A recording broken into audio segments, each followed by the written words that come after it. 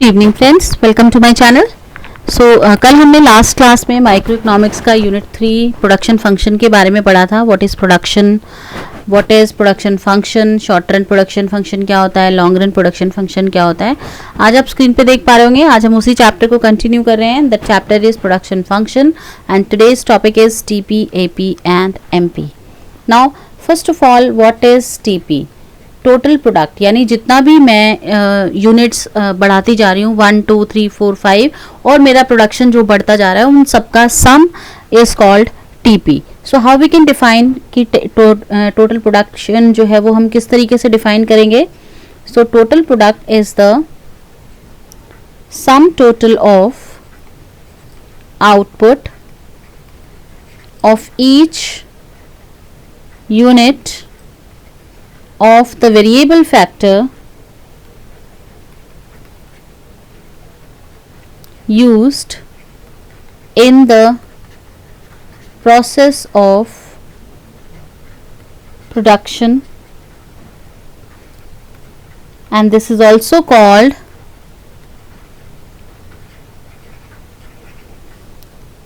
return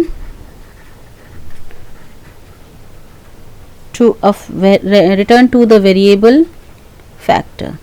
सो थोड़ा सा समझ लेते हैं इसको, ये बेसिकली है क्या। टोटल प्रोडक्शन जो है वो क्या है? सम total of output of each unit each unit मतलब आपने एक एक यूनिट जो आप बढ़ाते जा रहे हैं वेरिएबल फैक्टर्स की, उसकी वजह से आपकी जो प्रोडक्शन में जो चेंज आ रहा है, प्रोडक्शन जो बढ़ रहा है उसका sum, that is called total production. और आप प्रोडक्शन जो कर रहे हैं उसमें आपको कीपिंग फिक्स फैक्टर्स, कांस्टेंट तो आप रख ही रहे हो, बिकॉज बिना फिक्स फैक्टर्स के प्रोडक्शन तो होता ही नहीं है। अब इसको हम कैसे करेंगे? टोटल प्रोडक्शन हम कैसे कैलकुलेट करते हैं? टोटल प्रोडक्शन हम कैसे कैलकुलेट करें? सपोज हमारे पास यूनिट्स और प्रोडक्शन आपको गिवन है 1 2 3 4 एंड 5 आपको यूनिट्स गिवन है। नाउ 1 पर आप 10 यूनिट प्रोड्यूस कर रहे हैं, then 12, then 15, then 12, then 10 and 6। आप इस तरीके से यूनिट्स को प्रोड्यूस कर रहे हैं,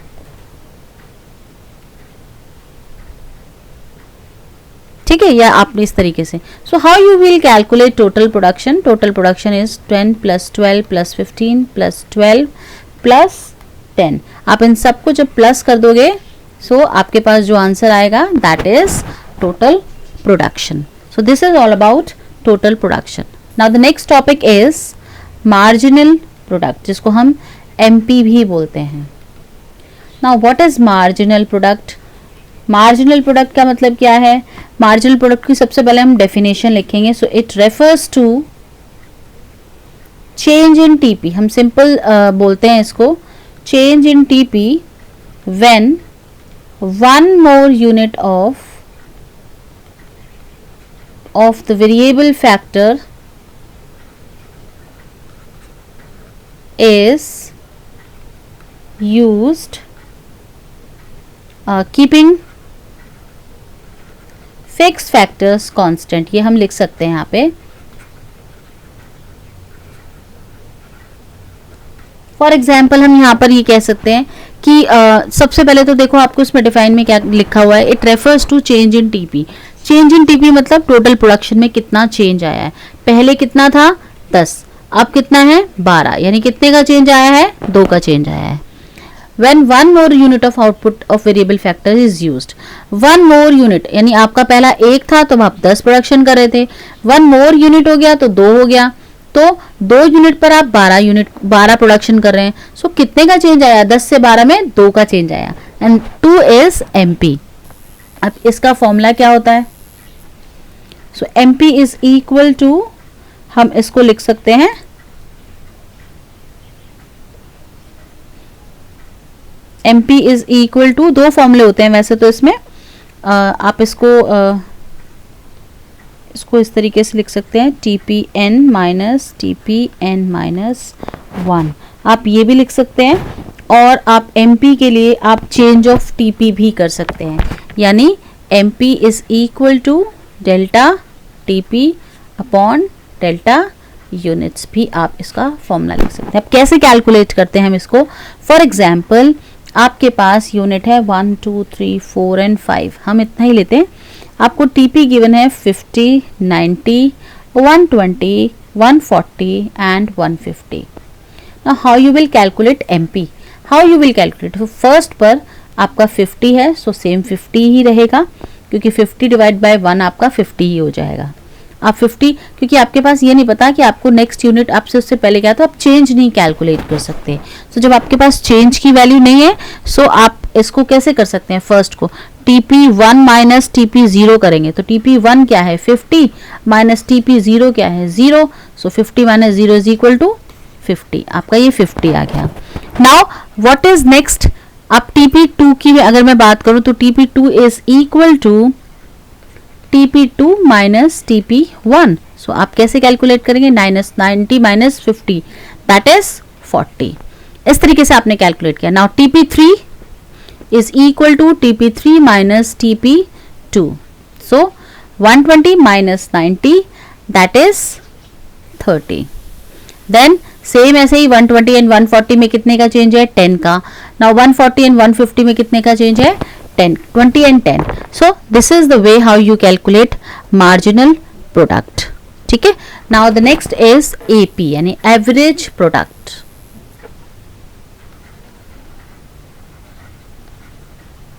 now what is the definition of average product? नाम से क्लियर है एवरेज. सो एपी क्या है? AP is output per unit of the variable factor. Per unit of variable factor का मतलब हो गया AP is equal to TP upon L. TP stand for total product and L stands for units of the variable factor. Variable factors की जो units हैं उसको हमने labour जिसको हम बोलते हैं उसको हमने यहाँ पे ले लिया. ठीक है. अब कैसे कैलकुलेट करेंगे? Suppose TP is equal to 40 when 5 unit of L are used या 5 unit of labor are used. So हम क्या लिखेंगे रे? कैसे कैलकुलेट करेंगे? 40 because TP is 40 and L is 5. So 8 units है हमारा, वो हमारा आ गया एवरेज प्रोडक्ट इज 8. सो एक टेबल की फॉर्म में करते हैं कि तीनों चीजें कैसे कैलकुलेट करेंगे. फॉर एग्जाम्पल आपके पास एक वेरिएबल फैक्टर्स गिवन है. Now this is TP, this is AP and this is MP. So किस तरीके से करेंगे? फॉर एग्जाम्पल ये आपको 7 वेरिएबल फैक्टर्स दे रखे हैं. TP is 50, 90, 120, 140, 150 and 150, 147.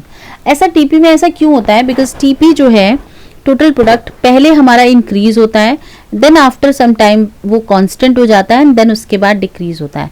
ऐसा इसलिए होता है बिकॉज जब आप कंसिस्टेंट वे में आप जब वेरिएबल फैक्टर्स को बढ़ाते चले जाएंगे तो आपका टोटल प्रोडक्ट एक टाइम तक तो बढ़ता है, बट उसके बाद क्या होता है, एक सैचुरेशन आ जाता है. जब सैचुरेशन आ जाता है तो सैचुरेशन के बाद वो कांस्टेंट हो जाता है. और जब ओवर एम्प्लॉयमेंट हो जाएगा बिकॉज आपको उतने लेबर्स की जरूरत नहीं थी, आपने 7 एम्प्लॉयमेंट कर दिया, तो क्या होगा, आपका वेरिएबल फैक्टर्स आपने एक्सेस यूज करने लगे. सो प्रोडक्शन बढ़ने की बजाय फॉल होने लगता है. सो इस तरीके से हम टोटल प्रोडक्ट की टेबल को बनाते हैं. फर्स्टली उसको इंक्रीज करते हैं, देन कांस्टेंट करते हैं एंड देन डिक्रीज करते हैं. Now how you will calculate AP? AP is equal to TP divide by labour. So this divide by this, so 50. Now 90 divide by 2 that is 45. This divide by this that is 40. This divide by this that is 35. Now this divide by this that is 30. Same way 25 and then 21. Now how you will calculate MP? MP is equal to delta TP upon delta units. ये calculate करना है तो change first तो 50 हो गया. Now because units में change हर बार 1 का ही आ रहा है तो हम सिंपल टीपी का जो चेंज है वो भी ले सकते हैं, क्योंकि बार बार 1 से डिवाइड करने की जरूरत नहीं है और 1 से डिवाइड करके वैल्यू उतनी ही आती है. सो हम बार बार उसको डिवाइड ना करके सिर्फ टीपी का चेंज ही लिख देंगे एमपी में. सो इसमें कितने का चेंज आया? 40, then 30, and then 20, then 10, then no change 0, and then आपका ये जो टीपी एमपी है वो नेगेटिव में आ गया। ठीक है, अब ये नेगेटिव, ये इस तरीके से आपने न्यूमेरिकल सॉल्व किया, इस तरीके से आपके क्वेश्चंस आते हैं, इस तरीके से ही आपको अपना सॉल्यूशन करना होता है। नाउ अब यहाँ पर एक क्वेश्चन आता है, ये नेगेटिव एमपी आता है और क्या रीजन होता है इस नेगेटिव एमपी का। यस, हम ये लिखेंगे, yes MP can be negative but in certain situation, certain situations में होता है। अब वो सिचुएशंस कौन सी होती हैं? नेगेटिव कब होगा? When there is excessive employment. मैंने बताया कि जब एक्सेसिव एम्प्लॉयमेंट हो जाएगा सो क्या हो जाएगा, आपका प्रोडक्शन नेगेटिव में चला जाएगा। ठीक है, सो एक्सेसिव एम्प्लॉयमेंट जो है वो सबसे ज्यादा ओवरऑल एफिशिएंसी जो है वो वर्कर्स की डिक्रीज होती है। जब एफिशिएंसी वर्कर की डिक्रीज होगी तो एमपी जो है वो आपका नेगेटिव होगा। ठीक है, अब ये एक क्वेश्चन कई बार 1 मार्कर में आ जाता है कि एमपी नेगेटिव क्यों होता है। ठीक है, इसके बाद आप इसके थोड़े से न्यूमेरिकल्स भी ट्राई कीजिएगा सो दैट आपको ये कॉन्सेप्ट थोड़ा सा क्लियर हो जाएगा कि किस तरीके से टीपी, एपी और एमपी को हम कैलकुलेट करते हैं। इसके बाद जो इसका सबसे मोस्ट इंपॉर्टेंट जो टॉपिक है आपका, that is return to a factor. अगर आपको टीपी, एपी, एमपी कैलकुलेट करना आ जाता है तो रिटर्न टू अ फैक्टर को समझना बहुत ही ईजी होता है, जिसको हम बोलते हैं law of variable proportion. Law of variable proportion में आपको स्टेजेस बनेंगी, प्रोपोर्शन, उसमें आपको 3 स्टेजेस के थ्रू बताना पड़ेगा कि टीपी, एपी, एमपी किस तरीके से वर्क करता है। पहले तो सबसे पहले हम ये समझेंगे कि रिटर्न टू फैक्टर है क्या। रिटर्न टू फैक्टर का मतलब ये है कि आप, पहली बात तो हमने आपको पहले भी बताया था कि रिटर्न टू फैक्टर जो है रिलेट किससे करता है, शॉर्ट रन से रिलेट करता है, और रिटर्न टू स्केल जो था वो लॉन्ग रन से रिलेट करता था। तो शॉर्ट रन से रिलेट करता है तो ऑब्वियसली आप अपने प्रोडक्शन को बढ़ाना चाह रहे हो तो आप अपने किस में चेंज करोगे, अपने सिर्फ वेरिएबल फैक्टर्स में चेंज करोगे, कीपिंग फिक्स्ड फैक्टर्स कांस्टेंट। ये मैंने पहले भी बताया था, ये चीज आपको ध्यान रखनी है, keeping fix factors constant. So अब अगर मैं पूछूं कि what is the definition of return to a factor, so simple definition है, इसकी सिंपल डेफिनेशन ये बन जाएगी कि more and more of the variable factor is combined, because variable factors में ही आप चेंज कर सकते हो और किसी में चेंज नहीं कर सकते क्योंकि शॉर्ट रन से रिलेट करता है। Combined with the fix, because obviously fix factors को कंबाइन करना पड़ेगा। बिना फिक्स फैक्टर्स के, बिना लैंड लेबर, बिना लैंड मशीनरी और आप जो है बिल्डिंग के आप प्रोडक्शन नहीं कर सकते। With the fix factors MP of the variable factor, MP means marginal product, MP of the variable factor में initially rises but eventually a situation when MP of the variable factor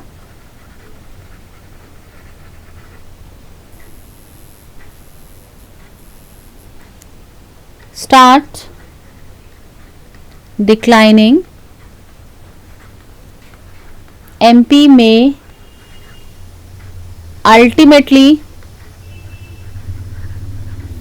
becomes 0 और even negative। कहने का मतलब ये है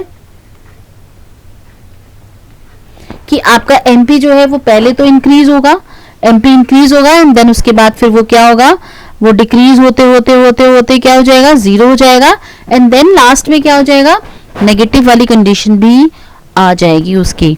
सो हम ये कह सकते हैं कि अगर आपको अपने प्रोडक्शन को बढ़ाना है रिटर्न टू फैक्टर में, if you producer want to increase the production, then he और he can change only in variable factors keeping fix factors constant. आप ये भी लिख सकते हैं इसमें। नाउ डायग्रामेटिक प्रेजेंटेशन और टेबुलर प्रेजेंटेशन की अगर मैं बात करूं तो हम इसमें टेबल बनाएंगे। सबसे पहले हम यूनिट लेंगे, then TP and then MP, because यहाँ पर एपी की हमें कोई जरूरत नहीं है। Now 1 2 3 4 5 6 7 and 8, this is the table. Total production हमें पता है पहले हमारा इंक्रीज होगा, देन फिर कांस्टेंट होगा एंड देन उसके बाद डिक्रीज होने लग जाएगा। Now how you will calculate MP, the change 3 4 5 से 9 में 4 का चेंज हुआ, 9 से 12 में 3 का चेंज हुआ, 12 से 14 में 2 का चेंज हुआ, 14 से 15 में 1 का चेंज हुआ, यहाँ 0 हुआ and then -1। Now the 3 stages बनेंगे आपके। Increasing stage number 1, increasing stage number 2, diminishing number 3, negative. अब इंक्रीजिंग स्टेज, डिमिनिशिंग और नेगेटिव स्टेज हमें कैसे पता चलेगी, डिमिनिशिंग नेगेटिव कैसे पता चलेगी? फर्स्ट इंक्रीजिंग स्टेज में आपके दोनों ही टीपी एंड एमपी बढ़ेंगे, इंक्रीज होंगे। तो आप देखेंगे इंक्रीज यहाँ तक हो रहा है आपका, तो इंक्रीज, लेकिन यहाँ तो इंक्रीज केवल यहाँ तक हो रहा है ना। टीपी में जो इंक्रीज हो रहा है वो यहाँ तक हो रहा है पूरा 15 तक, लेकिन एमपी में जो इंक्रीज हो रहा है वो 2 3 एंड 4 के बाद फिर 3 हो रहा है, डिक्रीज हो रहा है। सो this is your first stage जिसमें टीपी भी इंक्रीज हो रहा है और एपी भी आपका इंक्रीज हो रहा है, जिसको हम बोलते हैं first stage increasing return to a factor.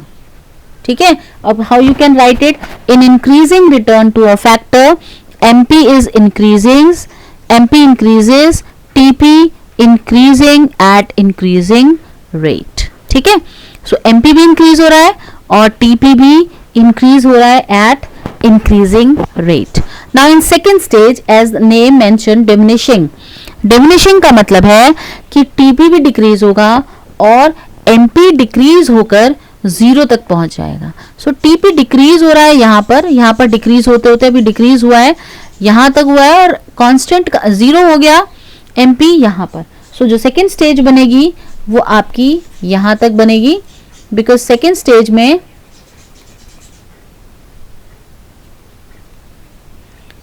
TP decrease हो रहा है और एमपी डिक्रीज होकर 0 हो जा रहा है। नेगेटिव नहीं लेंगे बिकॉज सेकेंड स्टेज में डिमिनिशिंग हो रहा है, डिक्रीज हो रहा है। So second stage is diminishing return to a factor.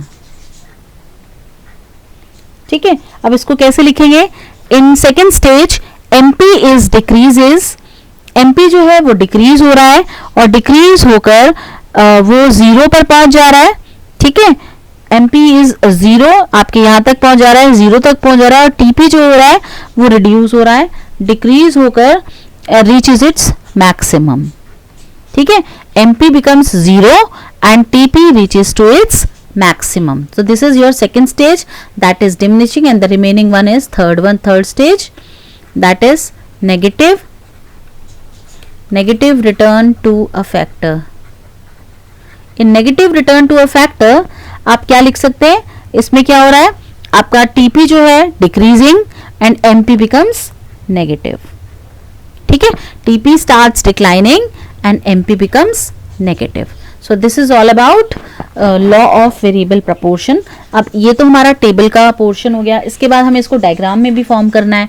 So diagram में कैसे बनाएंगे, सो इसी को हम जो टेबल है इसको ही हम डायग्राम की फॉर्म में बनाएंगे। सो हम 2 चीज़ें बनाएंगे, सबसे पहले हम टीपी लेंगे एंड देन हम एमपी लेंगे।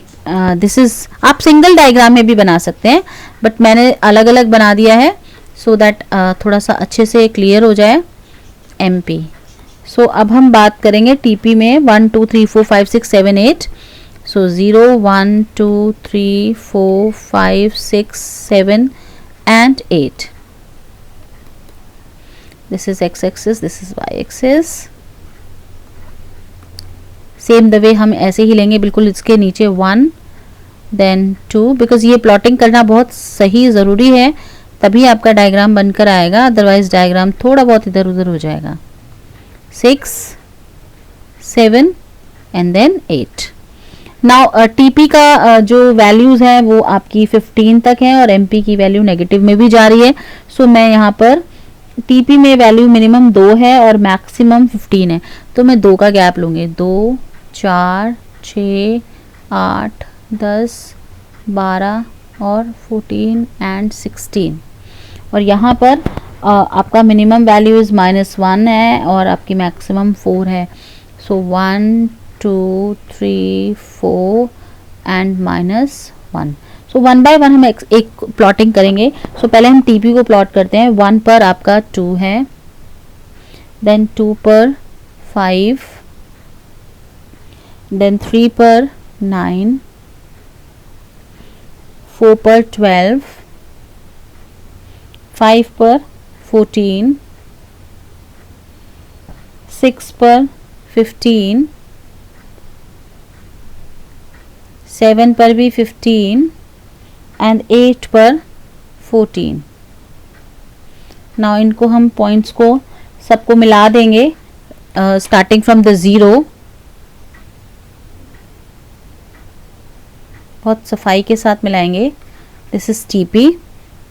नाउ एमपी को प्लॉट करेंगे। 1 पर 2, सेकंड 3, देन थर्ड पर 4, 5, 4 पर 3, देन 5 पर 2, 6 पर 1, 7 0 एंड 8 इज -1। बड़ी ही नीटली से हम रफली नहीं, बिल्कुल फ्री हैंड से हम इसको मिलाएंगे एंड देन थोड़ा सा सफाई के साथ, सो दैट पॉइंट्स इधर उधर ना हो। थोड़ा सा इधर उधर हो गया है बट आप लोग स्केल वगैरह से बनाए। नाउ फर्स्ट स्टेज आपकी कहाँ तक आई थी, आपको जो मैंने टेबल बनाई थी, अगर आपको थोड़ा सा याद है तो फर्स्ट स्टेज आपकी आई थी 3rd यूनिट तक। और यहाँ पर भी देखिए फर्स्ट स्टेज, देखो आप अगर आप डायग्राम से देखोगे ना तो बिल्कुल क्लियर समझ में आएगा कि जो फर्स्ट स्टेज में ये देखो यहाँ से ये भी इंक्रीज हो रहा है, ये भी इंक्रीज, स्लाइड चेंज है बट थोड़ा सा आप लोग स्केल से बनाओगे तो नीटली बनकर आएगा। सो this is first stage, stage 1। Now यहाँ से आप देखेंगे जो है वो फॉल होना शुरू हो रहा है और एमपी जो है वो 0 है और टीपी जो है वो मैक्सिमम है, यानी 15 पर, यानी 7 यूनिट पर। दिस इज सेकेंड स्टेज जिसको हम डिमिनिशिंग बोलते थे, and this one is third stage.